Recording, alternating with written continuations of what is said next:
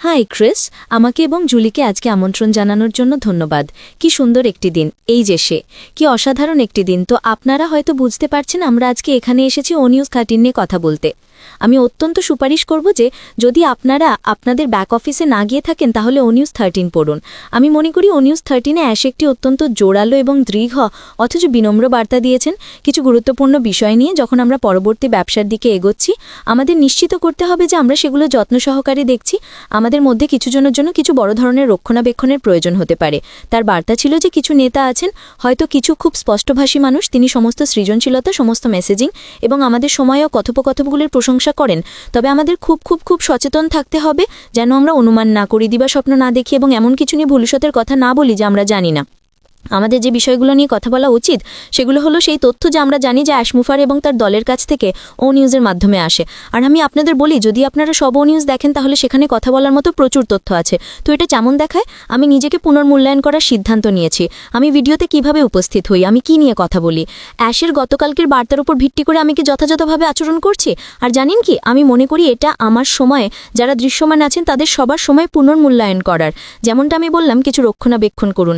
আমাদের উত্তেজিত হওয়াটা ঠিক আছে, আমাদের বড় সাহসী সুন্দর স্বপ্নের ভবিষ্যতের আশা অনুভব করাটা ঠিক আছে, এগুলো সবই ভালো। কিন্তু পণ্য, আয়, শিল্প আমরা যখন চালু হব তখন আমরা কেমন হব, কিভাবে এটা সবকিছুকে প্রভাবিত করবে, এসব নিয়ে অনুমান করা আসলে এটা নিয়ে কথা বলার সময় নয়।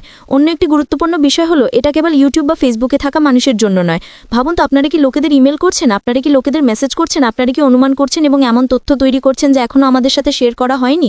এখন সময় হয়েছে প্রত্যেকের অ্যাশ মুফারা যা বলছেন তা খেয়াল করার। যদি আপনারা সত্যিই তাকে এবং এই দৃষ্টিভঙ্গিকে সমর্থন করেন যেমনটা আমরা সবাই করি, তাহলে আপনারা তার কথা মনোযোগ সহকারে শুনবেন এবং মেনে চলবেন। কারণ যদি আমরা এটা করি তাহলে আমরা পুরনো থেকে নতুনে সেরা স্থানান্তরটি করব। এখন মনে রাখবেন বন্ধুরা, ও নিউজ 13-এ তিনি যা বলেছিলেন তা হলো এটা তেমন নয় যেমনটা আপনারা আশা করছেন, ঠিক আছে? সুতরাং যদি আমরা অতীত এবং পুরনো গাড়িতে পড়ে থাকি তাহলে কখনো কখনো যা ঘটে তা হলো লোকেরা ভাবতে শুরু করে ও এটা সেটার নতুন সংস্করণ, অথবা ও এটা ওরকম হবে তবে আরও বেশি। আপনাকে আপনার মাথা থেকে এই ধারণা বের করতে হবে, কারণ তিনি বলেছেন এটা তেমন নয় যেমনটা আপনারা আশা করছেন। আমি একটা দ্রুত গল্প বলবো এবং তারপর জুলিকে দেব, কারণ আমরা আজকে খুব বেশি সময় ধরে থাকবো না। এই গল্পটির সাথে এখন যা ঘটছে তার সামান্য মিল আছে। যখন আমি কমিউনিটি হাসপাতালে কাজ করতাম তখন আমাদের ডার্টমাউথ হেজকক হেলথ কেয়ারের সাথে একটি সম্পর্ক ছিল যেটা নিউ হ্যাম্পশায়ারে ছিল।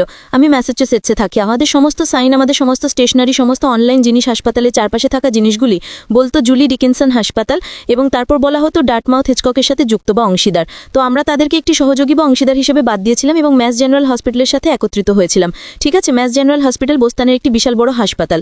তো আমরা তাদের অংশ হয়েছিলাম। সংস্থা হিসেবে আমাদের যা করতে হয়েছিল সেটা হলো আমাদের পুরনো সম্পর্ক, ডার্টমাউথ হিচকক সম্পর্কে যা কিছু বলা হয়েছিল সেটা সরিয়ে ফেলতে হয়েছিল। আমরা একটি প্রতিযোগিতা করেছিলাম যেখানে আমরা লোকেদেরকে খুঁজে বার করতে বলেছিলাম যেটি কোথায় ছিল। যেমনটা আমি বললাম, এটি বিজনেস কার্ডে ছিল। আমি আসলে একটি ল্যাকটনে, যেমন একটি পোডিয়াম যেখানে আপনি দাঁড়ান, তার নিচে একটি ছোট প্রতীক খুঁজে পেয়েছিলাম এবং আমরা সেটি সরিয়ে ফেলেছিলাম।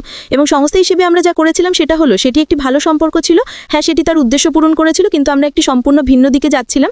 আমরা এই নতুন সম্পর্কের সাথে ভিন্নভাবে কাজ করতে যাচ্ছিলাম। এখন আমরা যা ব্যবসায় করছি তার থেকে কিছুটা ভিন্ন, তবে কিছু মিল আছে।